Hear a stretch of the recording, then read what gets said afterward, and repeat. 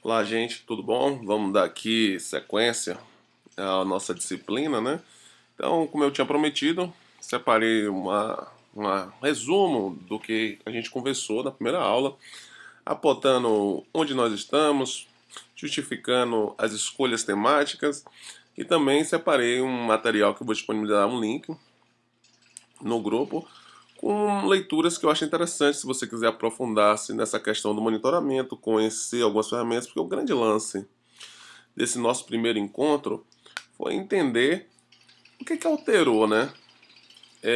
Na sociedade, nas empresas, a própria questão do nosso cliente, os stakeholders, os funcionários, com relação às redes sociais e a importância de estar dialogando tanto com clientes como a questão dos stakeholders, funcionários, para que a gente possa cada vez fazer uma comunicação melhor, uma comunicação institucional, empresarial, da organização, né? Que esses serão temas do nosso próximo encontro, mas a gente precisa entender o que é que mudou no cenário, que terreno novo é esse, tá? Então, só para ter uma ideia da nossa disciplina de comunicação empresarial e mídia digital, a gente começou no primeiro encontro a falar de mídia digital e sociedade. Toda essa mudança, esses novos desafios, fragilidades sociais e buscas que as pessoas têm. E a gente falou da questão de ouvir clientes. Sempre estar ouvindo clientes. Monitoramento é super importante nisso. Nosso próximo encontro será sobre comunicação empresarial, o que é uma comunicação empresarial, quais são os instrumentos e o que as mídias digitais proporcionam. E outra coisa, a gente precisa focar na organização da equipe. A gente falou algumas coisas no primeiro encontro, e a gente vai repetir aqui, que eu introduzi uma questão sobre GTD, inclusive eu separei um material sobre isso, para você quiser aprofundar, e sobre netnografia, que é essa coisa da escuta social e também dos monitoramentos. É importante que você se organize, porque a organização não vai, embora tenha esse nome, se organizar por você. Então é importante que você reduza seus canais de entrada para você poder dar foco. A questão do GTD é importante para isso. Eu falei do Keeping para você poder guardar suas informações, né? E a gente vai trabalhar na comunicação empresarial a questão das equipes, principalmente com Trello e Scrum, que é o nosso próximo encontro. E para fechar a disciplina, você vai encontrar ou vai apresentar um PICE, que é um plano integrado de comunicação empresarial. Vocês já fizeram, olharam ideias de coisas reais e queremos trabalhar nesse foco, de fazer planejamento para coisas que realmente existam na sua empresa, que pode ajudar você no dia a dia, tá bom? Então vamos dar sequência aqui. A gente fez logo um levantamento dos desafios sobre essa mudança que as mídias digitais trouxeram na sociedade, né? Então a gente trabalha em meios que são tradicionais, tá? E com toda a sua cultura do meio tradicional, que interfere diretamente na comunicação empresarial, esse modo de não de conversar, mas de emitir informação sem a necessidade de feedback. Então a instituição fala o tempo todo com seus clientes, com seus stakeholders, com seus funcionários, mas não tem feedback. E essa é a mudança que o cenário das mídias digitais traz. É importante dialogar, stakeholders, colaboradores, funcionários e clientes. Então a gente está num outro âmbito de indústria criativa, onde é importante ter tolerância, diálogo, integrar equipes de forma multidisciplinar, né? Não é uma equipe só de jornalistas, não é só de gestores, não é só de marketing.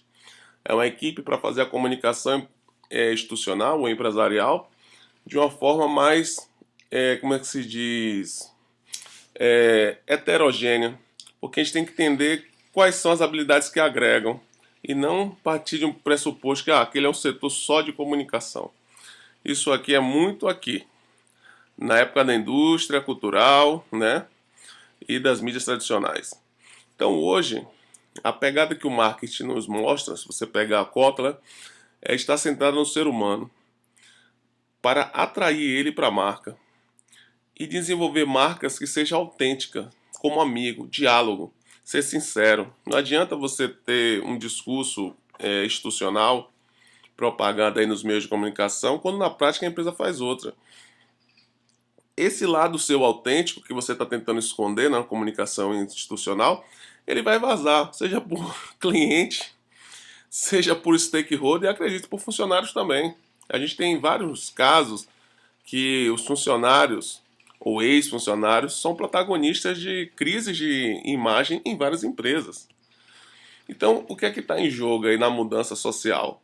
Antigamente, nos meios tradicionais, eu tinha muito essa coisa da promoção. Então, eu enturlhava e empurrava informações o tempo todo para atingir, muitas vezes, o interesse da empresa de vender.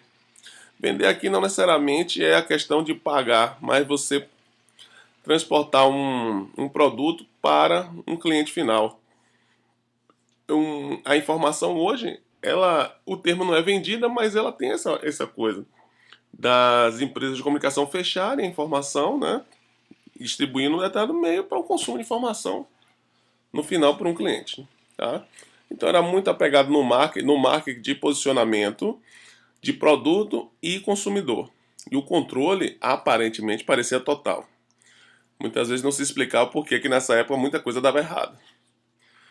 E hoje a gente tem nas mídias digitais, nessa coisa da indústria criativa, das economias colaborativas e tudo mais, graças a essa coisa das mídias digitais, né, e do uso adequado delas, é de atrair que as pessoas tenham mais felicidade nas coisas que fazem. Da comunicação boca a boca, onde o cliente é importante também para a comunicação empresarial. Ele que propaga, ele que dá novos norteamentos, né? Isso é importante. Então, o cenário que a gente tem hoje, com a questão da virada cultural, né, essa mudança no perfil do cliente e dos valores que a sociedade tem, a gente identifica muito isso na diferença entre promoção e atração. E se você pegar o livro de Kotler, dividir em dois momentos. O Kotler é 1 e 2 dos livros, né? Você tem o foco no produto e do consumidor. E no 3 e 4, e eu recomendo demais o 4, eu recomendo que você não leia nenhum outro, só o 4.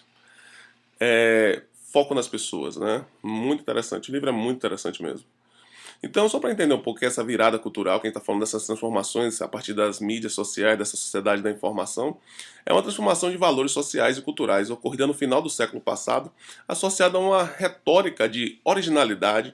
Por isso eu falo muito daquele livro do Adam Grant, Os Originais, como os inconformistas mudaram o mundo. É um livro muito interessante, porque fala que uma coisa que a gente é muito comum nas empresas, a gente vai ver na próxima aula, a gente tem um compartilhamento de objetivo. Olha, nosso objetivo aqui na empresa é tal. Só que a gente não compartilha estratégia. E é aí que vem toda a confusão e todos os problemas de equipe.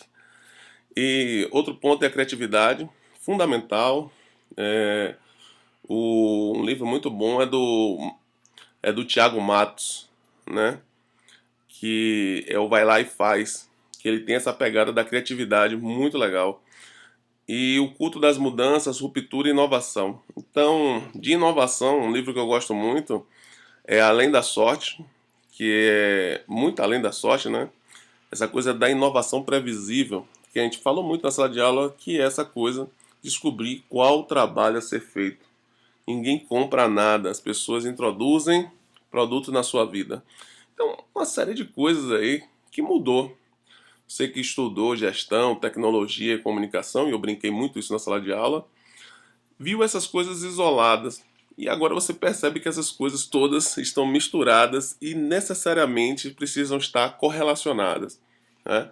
Então, a pessoa hoje que trabalha com comunicação empresarial precisa conhecer de tecnologia, precisa saber, obviamente, comunicação, mas também de gestão.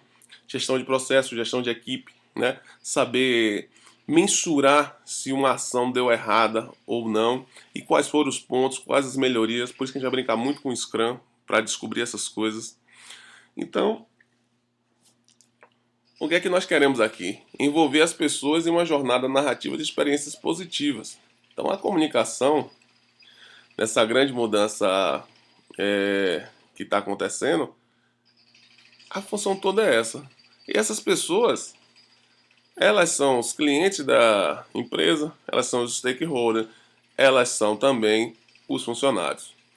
Então, o que a gente tem que pensar, pegando um pouco aí que você já conhece, né, o modelo Canvas, é pegar essa pessoa, seja ela cliente, seja ela stakeholder, seja ela funcionário, colaborador, a relação que ela tem com a empresa e a gente faz uma entrega de informação ou experiências narrativas. Essa comunicação ela não precisa só estar em texto, em áudio. Por exemplo, compor um ambiente na empresa em que os funcionários estão também comunica. Roupa também comunica. Tudo aquilo que passa uma experiência narrativa para um cliente, seja ela em qualquer meio. Aí vamos pegar um pouco da Constituição, né? Sobre radiodifusão e mídias digitais. É um modo de comunicar a empresa, tá? Então a gente tem os canais, que eles são materiais, sei lá, a informação, a experiência ou o produto tem a entrega física. Mesmo ele sendo digital, você consome ele no computador, no ambiente físico, ainda não é digital total, né? Onde você eliminou é, toda a parte física. Embora você, aí pode dizer, está quase no mínimo, isso aí eu concordo, mas existe alguma ainda. E existe um relacionamento a ser feito. Monitoramento, retornos, feedbacks e diálogo, tá? Então, todo o processo de ideia, tudo que a gente constrói para comunicar de forma adequada e satisfatória a imagem da empresa, ela precisa estar adequada a um tempo. E esse é o tempo social. As pessoas estão preparadas por essa informação. É o modelo certo que nós estamos entregando, né? Essa informação. Por exemplo, um texto tem que dimensão, um vídeo tem quanto tempo. O tempo é bem importante para muitas coisas. E conclusão, que é importante, quanto tempo minha equipe coloca esse produto, seja esse texto, informação, vídeo, seja o que for que a gente definiu como estratégia, na mão do cliente. Outra coisa importante é ter time, ter equipe para executar os trabalhos. Não adianta você ter boas ideias se você não tem uma equipe boa para execução. E execução não é fazer uma única vez, não. Durante o processo de realização de uma estratégia de comunicação empresarial, você tem correções. E você tem que ter uma equipe hábil para corrigir durante o processo. Não é esperar só acontecer. Quando acontece, a gente precisa avaliar os aprendizados, que é muito importante. Eu mandei essa semana um material para vocês sobre o CQC. Aí a empresa e o vídeo falando do Tais, como eles aprenderam muito a partir de feedbacks de fãs. E a gente tem que fazer isso também. Como é que a gente aprende as coisas com feedback de stakeholder? Como é que a gente aprende com o feedback do cliente final da empresa e dos funcionários também, que é uma parte importante. E aí as ideias. O modelo de organizar isso, claro que tudo isso tem um custo, tá? Então esses são 5 pontos que você tem que estar claro para fazer qualquer execução de comunicação dentro da empresa. Isso serve para muitas coisas. Eu mesmo uso para quase tudo na vida. Então, time e execução. Eu preciso ter ideia aí do prospect, que é o potencial cliente, e também uma noção de leads, que eu preciso dessas informações, desse prospect, para poder melhorar a comunicação com ele. Então, uma coisa que a comunicação empresarial precisa ter claro, e essa pessoa é responsável por isso, é identificar quem são os prospects de clientes dessa comunicação. E aí a gente não está falando só do cliente final, não, viu? Estou falando aqui de stakeholder, estou falando de funcionário também. Lembra que a comunicação empresarial ela é tanto para os parceiros, né, os stakeholders, as pessoas interessadas, os prospects, que são os potenciais clientes finais, né, do produto. E eu tenho outro tipo de prospect que eu não posso esquecer, que são, e eles são de fato mesmo, mais do que prospects, eles são os colaboradores funcionários da empresa.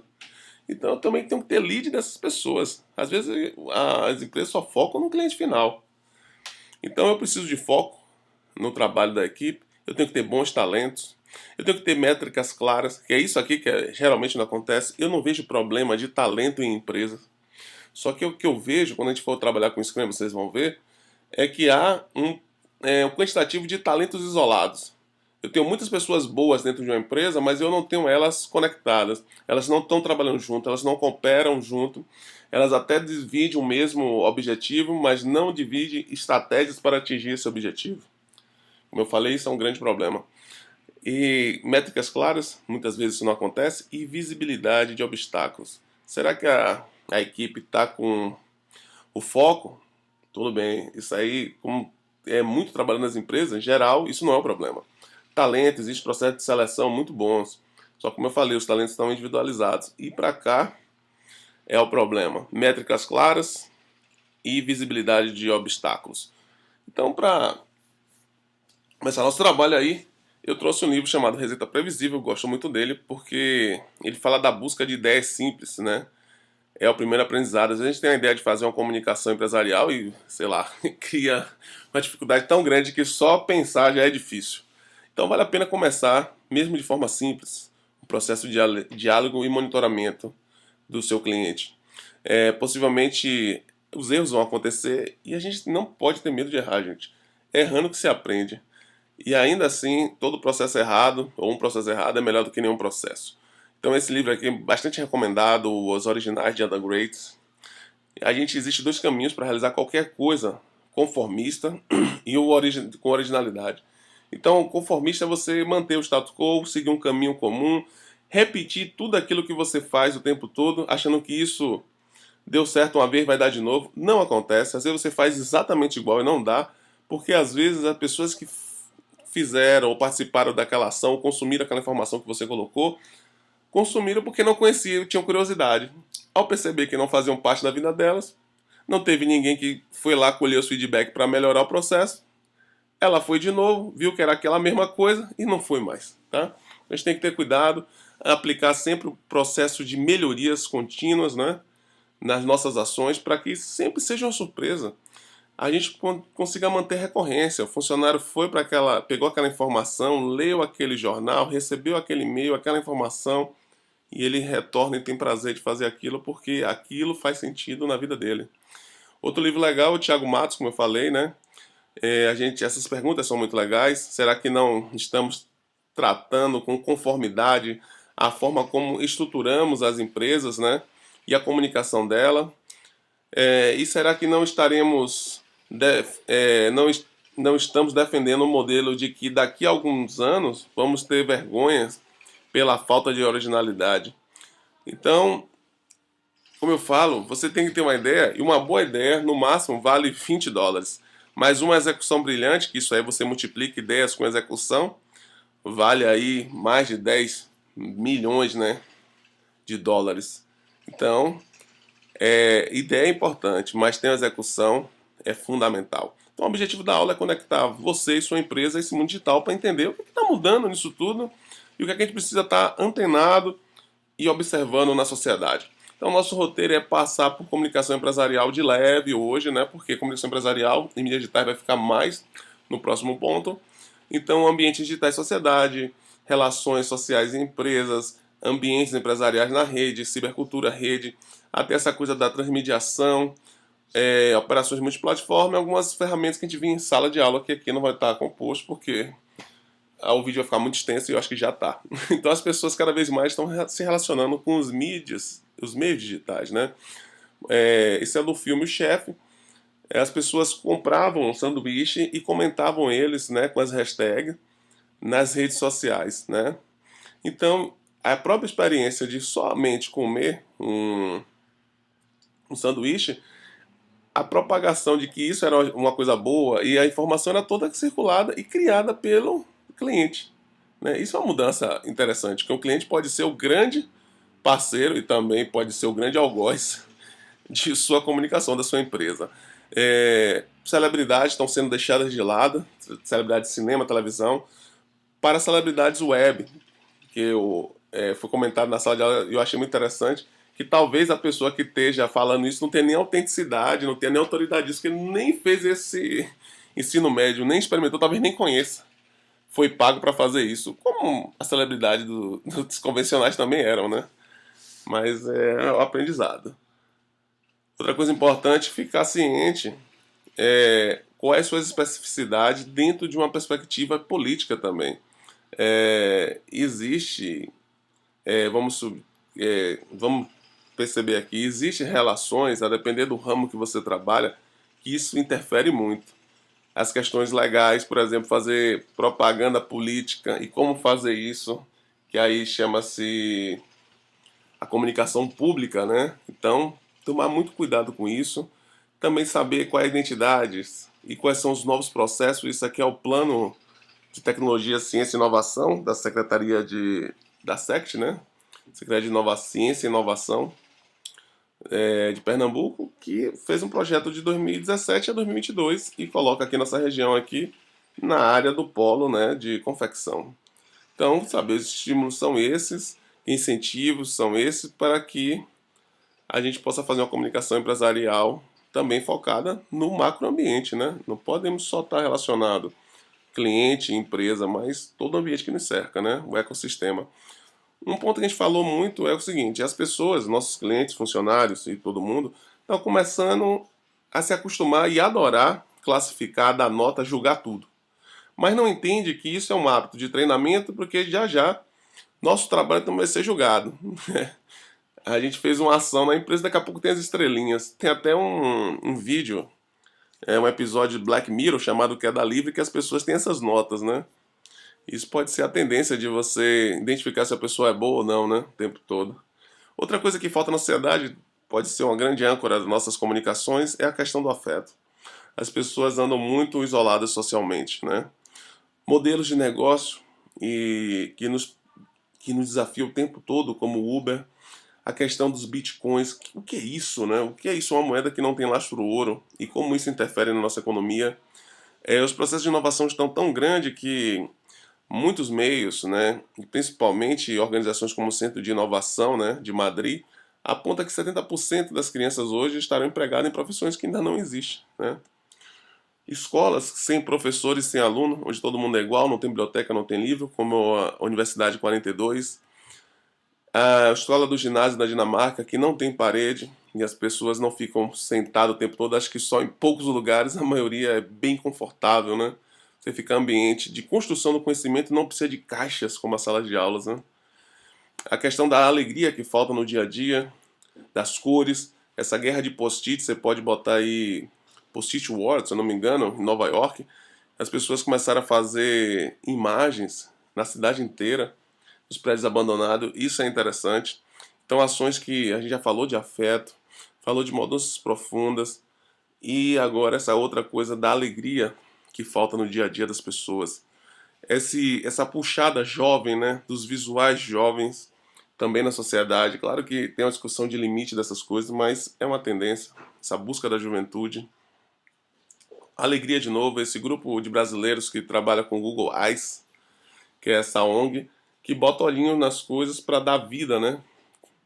Do nada você se depara com uma árvore lhe olhando, e é interessante como isso toca as pessoas. Outra coisa interessante nas empresas, e aí pode melhorar também a comunicação, são as reuniões. O Scott Adams no Gilbert tem uma série de ilustrações sobre isso, é bem interessante. Algo está errado, sabe? Quando o foco numa empresa é odiar reuniões, quer dizer, a integração entre pessoas e interação entre elas, e desejar férias. É algo que a gente precisa melhorar nas empresas. Modelos como as empresas podem ser organizadas. Claro que a Google é sempre referência e não pode ser referência porque é muito distinto. Mas assim, compor ambientes que permitam a inovação, sabe? A originalidade, a criatividade, já que a gente falou de rupturas, né? Dentro da virada cultural. Ambientes como esse, né? Ou até assim, de games. Então, outro ponto também é a inteligência artificial, né? Que vem desafiando as pessoas e, segundo o Banco Mundial, vai eliminar 65% dos postos de trabalho.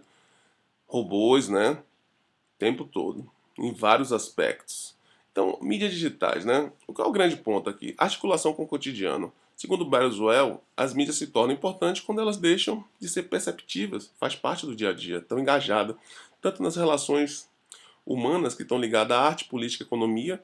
Uma coisa que a gente tem que ter cuidado, como o Terry Flay fala, é a questão de hiper e contra-hiper. Nem muito otimista, nem contra as mídias. Entender quando elas são boas e quando elas não são necessárias.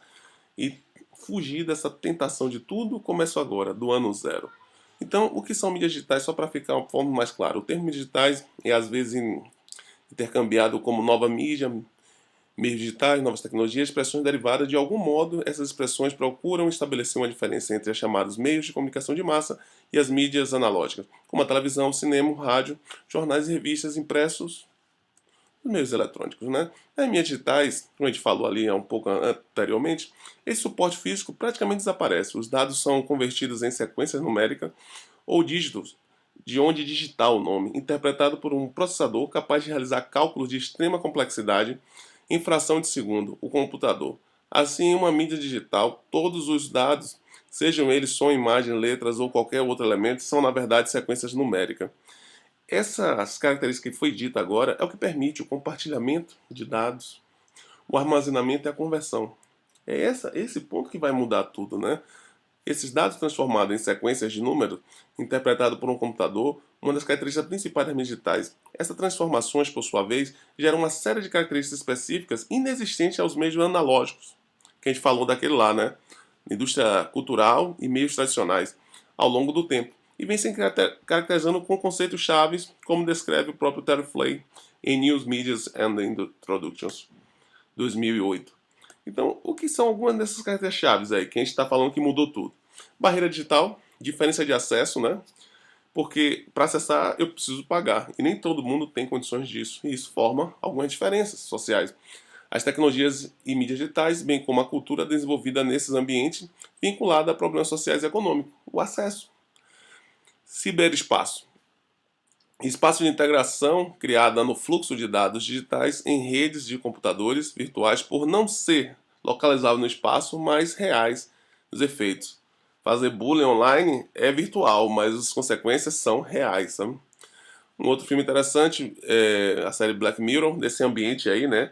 San Junipero, onde você tem as pessoas viram dados, né, e são colocados. Isso aqui é um cemitério de pessoas que suas memórias estão guardadas aí para viver nessa cidade. Outra coisa é a convergência, né, que é a integração entre computadores, meios de comunicação e redes digitais, bem como de produtos, serviços e meios na internet. Cultura participatória, potencialidade de qualquer indivíduo se tornar um produtor de cultura, seja recriando conteúdos já existentes, seja produzindo conteúdos inéditos. Inteligência coletiva é bem interessante, alguém na aula perguntou isso, é a possibilidade aberta pelas tecnologias de redes de aumentar o conhecimento produzido de maneira social e coletiva. É um conceito do Pierre Levy, né? Interatividade é a interferência e interação entre usuários ou usuários, programas e conteúdos em diferentes níveis e formas nos sistemas de comunicação digital em rede. Interface, que permite essa interatividade. A operação das mídias digitais ocorre a partir de pontos de contatos amigáveis entre dispositivos e usuários, moldados a partir de uma referência culturais anteriores, né? Uma interface que parece um telefone antigo, que parece uma televisão antiga, né? Segurança e vigilância, que é outro ponto aí que a gente vai fazer, que é a questão do monitoramento dos nossos clientes, funcionários, stakeholders e tudo mais. Possibilidade de identificação de dados gerados nas mídias digitais em rede, ultrapassando o limite público-particular e redefinindo a noção de privacidade. Esse cuidado nós temos que ter no monitoramento, saber o que é privado de cada um, né? Ambiguidade é a presença em todos os lugares de mídias digitais conectadas em redes, estabelecendo conexões em qualquer espaço-tempo. É esse o nosso problema. Nossa sorte é essa, as pessoas podem estar no nosso evento jogando informações em tempo real na rede, mas também qualquer problema vai criar uma crise do mesmo jeito. A mesma facilidade que é para a gente distribuir e conseguir ações que possam atrair pessoas para nossa marca, é o mesmo problema, é o mesmo caminho que vai criar situações constrangedoras para a empresa. Velocidade, aí um outro ponto que faz com que tudo seja muito mais rápido. A rapidez de conexão de dados nos mídias digitais se articula com a aceleração de inúmeras atividades, processos e acontecimentos na vida cotidiana.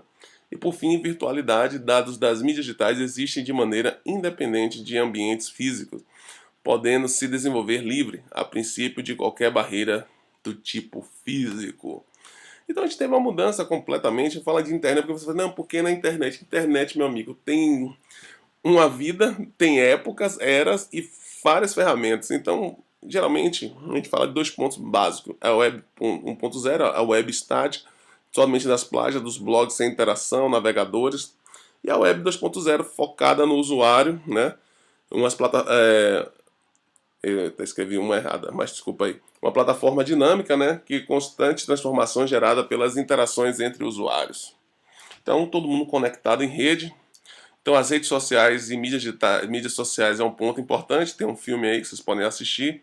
Então, redes sociais podem ser entendidas como um tipo de relações entre seres humanos pautada pela flexibilidade de sua estrutura e pela dinâmica dos participantes. rede social online, ela muda, é feito com gente, pode ter uma ou mais plataformas, né? Então tem uma série de plataformas aí onde a rede social pode estar estabelecida de forma dinâmica e flexível. Ela pode crescer, diminuir, né? Mas sem perder suas características, porque se perder já não é mais uma rede, né? Para Raquel Recoelho, os espaços das redes sociais na internet é constituído de valor significativo para os atores sociais, ou seja, pessoas ou empresas que passam a interagir no ciberespaço com outras pessoas e meios de comunicação atraídos por um valor denominado capital social, e o que se caracteriza por proporcionar ao autor visibilidade, reputação, popularidade e autoridade. E vai gerar o que a gente falou em aula, engajamento, né? A questão das hashtags, né? O formato de textos criados nessas redes sociais consumido nelas possui características próprias de consumo. Por exemplo, no Twitter a questão da hashtag, o hashtag, ou aí vários nomes que falaram, que permite você integrar as pessoas no assunto, né? Um ponto interessante de Marta Gabriel é falar sobre plataformas de redes, como o Facebook, não são redes sociais, mas sim plataformas, né? Porque as redes sociais são formadas sobre essas plataformas. Pode estar para além delas, formada por outras plataformas, né? No Brasil, por volta de 1994 e 1995, que as redes começam a ganhar espaço no cotidiano. A possibilidade de aquisição de computadores por parcela cada vez maior da população contribuiu para o crescimento da rede no Brasil. E em 1995, de maneira cada vez maior e mais rápida, as mídias digitais e a internet passaram a fazer parte do cotidiano, espalhando-se não apenas no uso de computadores, mas também, em um segundo momento, em celulares, smartphones e outros equipamentos, como os tablets, né? O cotidiano se conecta e com ele a necessidade de se pensar em termos teóricos e conceituais o que significa mídias digitais. A gente fez só essa atividade para você refletir sobre isso, né? Se você quiser pegar de novo para dar uma olhada, tá aí. E a gente fez uma ação, só para fechar aqui, que foi entender plataformas e estratégias de relacionamento. É isso que a gente precisa focar quando a gente fala em comunicação empresarial e essa mudança que teve na mídia, ou desculpa, na sociedade a partir das mídias digitais. Entender quais são as plataformas, desenhar estratégia e gerar relacionamento, para gerar engajamento. Então, tomando cuidado com isso, foco, talento, métricas claras, visibilidade e obstáculos, a gente fez essa tarefinha, que era identificar quais são as ações da empresa controladas, né, na mídia digital e em espaço físico, experiências com narrativa para que haja recorrência e o aumento de pessoas engajadas, né, e participantes.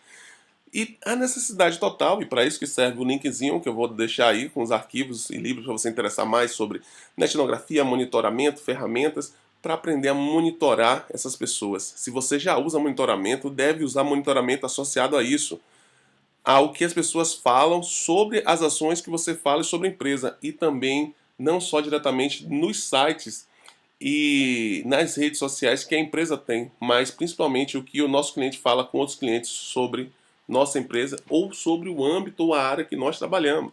Às vezes um cliente insatisfeito com uma outra empresa nos dá uma dica muito boa de como trabalhar melhor.